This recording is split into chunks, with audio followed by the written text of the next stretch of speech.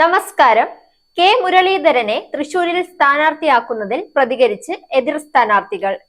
തൃശൂരിൽ എതിർ സ്ഥാനാർത്ഥി ആരെന്നത് തന്റെ വിഷയമല്ലെന്ന് ബി.ജെ.പി. സ്ഥാനാർത്ഥി സുരേഷ് ഗോപി പ്രതികരിച്ചു. ബി.ജെ.പി. വിജയിക്കും, സ്ഥാനാർത്ഥികൾ മാറി വരുന്നതിന് അതിന്റേതായ കാരണവുമുണ്ട്.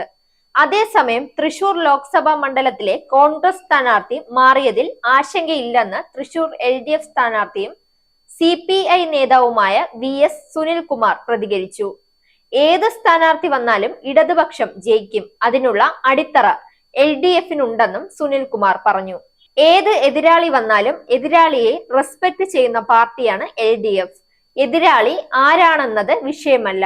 രാഷ്ട്രീയമായ എതിർപ്പിൽ കോംപ്രമൈസ് ഇല്ലാത്ത പാർട്ടിയാണ് ഇടതുമുന്നണിയെന്നും അദ്ദേഹം വ്യക്തമാക്കി.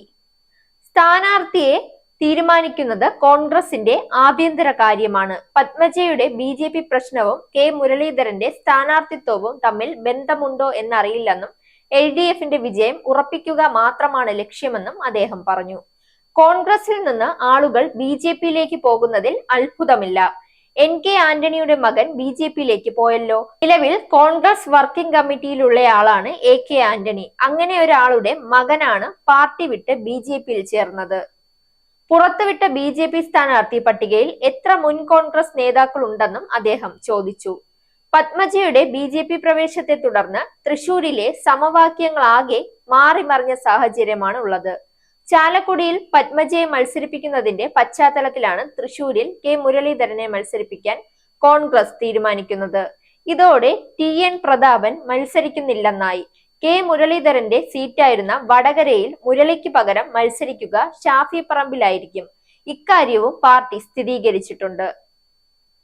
കഴിഞ്ഞ ദിവസം പത്മജയുടെ സ്ഥാനാർത്ഥിത്വത്തെക്കുറിച്ച് ചോദിച്ചപ്പോൾ സുരേഷ് ഗോപി പ്രതികരണമില്ലെന്നായിരുന്നു അറിയിച്ചത്.